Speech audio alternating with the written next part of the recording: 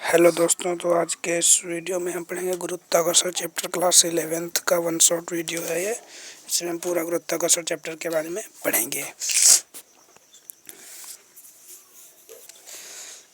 वैज्ञानिक केपलर में ग्रहों की गति के संबंध में 3 नियम दिए हैं, जिन्हें केपलर के नियम कहते हैं। ये बहुत ही इंपॉर्टेंट है। पहला नियम है कक्षाओं का नियम। सभी ग्रह सूर्य के चारों ओर दीर्घवृत्ताकार कक्षाओं के चक्कर लगाते हैं तथा सूर्य के फोकस पर होता है। ये पहला नियम। दूसरा नियम है वो क्षेत्रफलीय चाल का नियम। किसी ग्रह को सूर्य से मिलने वाली रेखा समान समय में समान क्षेत्रफल तय करती है, अर्थात ग्रहों की क्षेत्रफलीय चाल नियत रहती है।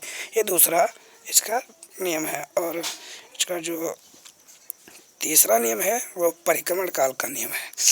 ये तीनों नियम बहुत इंपॉर्टेंट है परीक्षा के लिए। किसी ग्रह के परिक्रमण काल का वर्ग उसकी दीर्घवृत्ताकार कक्षा की त्रिज्या के तृतीय के अनुपाती होता है, अर्थात टी² अनुपाती r³।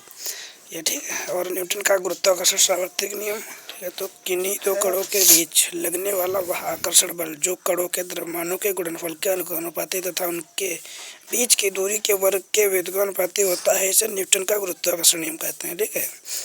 और ये थ्योरेटिकल क्वेश्चन है थोड़ा, ये नीचे आप लोग देख सकते हैं कैसे लिखा हुआ है, सब आप देख लें और समझ लें। ये F=gm1 m2 इंटू बटे में r²। ठीक है। ये सार्वत्रिक गुरुत्वाकर्षण नियम है। ठीक है। आगे बढ़ते हैं। आगे हमको मिलता है सार्वत्रिक गुरुत्वाकर्षण नियतांक। ठीक है। ये भी इम्पोर्टेंट है, आप लोग ये देख सकते हैं। और ये आपकी वार्षिक परीक्षा में तो पक्का ही आने वाला है। ठीक है। देख सकते हैं इसकी बीमा भी यहाँ पे लिखी हुई है, m⁻⁻1 L³ एंड t⁻⁻3। ठीक है। इसका मात्रक न्यूटन मीटर स्क्वायर प्रति किलोग्राम स्क्वायर होता है। ठीक है। और ये बीमा इसकी है भाई। और हम आगे बढ़ते हैं। और सबसे इम्पोर्टेंट बात कि जी, कैपिटल जी का मान 6.67 इंटू 10⁻11 होता है। और इसका मात्रक तो बता ही चुके हैं। और स्मॉल जी का मान 9.8 मीटर पर सेकंड स्क्वायर होता है। ठीक है। गुरुत्व देख लीजिए आप, गुरुत्व की डिफिनेशन लिखी हुई है। ठीक है। और गुरुत्वीय त्वरण भी है। गुरुत्वीय बल के कारण वस्तु में उत्पन्न त्वरण को गुरुत्वीय त्वरण कहते हैं। इसका मान 9.8 मीटर पर सेकंड होता है। आपको पता है। जी और जी में संबंध वेरी इंपॉर्टेंट है, ये आना ही आना है आपकी परीक्षा में, इसे आप जरूर ही रट लीजिए। ठीक है। पृथ्वी द्वारा वस्तु पर लगाया गया बल F=gme m बटे में r² होता है। समीकरण फर्स्ट ये है। ठीक है। और जब पृथ्वी की सतह पर गुरुत्वीय त्वरण g हो तब इस पर लगने वाला गुरुत्व बल जो हो जाएगा F=mg हो जाएगा। समीकरण 2 है। समीकरण 1 व 2 से हम करेंगे तो m कैंसिल हो जाएगा, तो g=gme अपॉन में re² हो जाएगा। ठीक है। यही स्मॉल जी और कैपिटल जी में रिलेशन है। ठीक है। आगे बढ़ते हैं। पृथ्वी तल से ऊपर जाने पर जी के मान में जो परिवर्तन होता है वो यहाँ पे निकाला गया। आप लोग ये पूरी देख सकते हैं। अगर जी का मान अगर ऊपर जाएगा तो जी के मान से g' का मान छोटा होगा। ठीक है। तो पृथ्वी से ऊपर जाने पर g' का मान कम होगा। ठीक है। अब ऐसे ही आता है g' का मान ऊपर जाने पर था, अब नीचे जाने पर हो जाएगा। मान में परिवर्तन का आता है, तो नीचे जाने पर उसके मान में परिवर्तन सेम रहता है। g' का मान जी के मान से कम ही रहता है। ठीक है। ये आप यहाँ पे देख सकते हैं। और अगला टॉपिक है आपका भार। भार यानी कि वेट। ठीक है।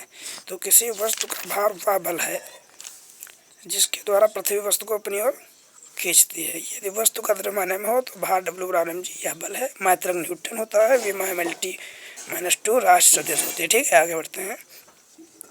गुरुत्वीय स्थितिज ऊर्जा, ये आप लोग देख सकते हैं। गुरुत्वीय स्थितिज ऊर्जा का मात्रक जूल होता है। विमा T-2 होती है। राशि सदिश होती है। मान इसका नेगेटिव होता है। ठीक है।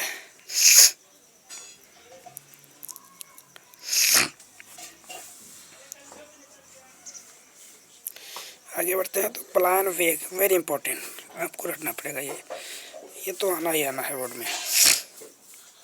ठीक है। वेरी इंपॉर्टेंट है ये वार्षिक परीक्षा में क्लास 11th वाले बच्चों के लिए जरूर ही पूछा जाएगा। तो वह न्यूनतम वेग जिससे किसी पिंड को पृथ्वी तल से ऊपर फेंक के जाने पर पृथ्वी के गुरुत्वीय क्षेत्र के बाहर चला जाता है और वापस नहीं लौटता है, प्लान वेग कहलाता है। ठीक है। यहाँ पे व्यंजक बताया गया है।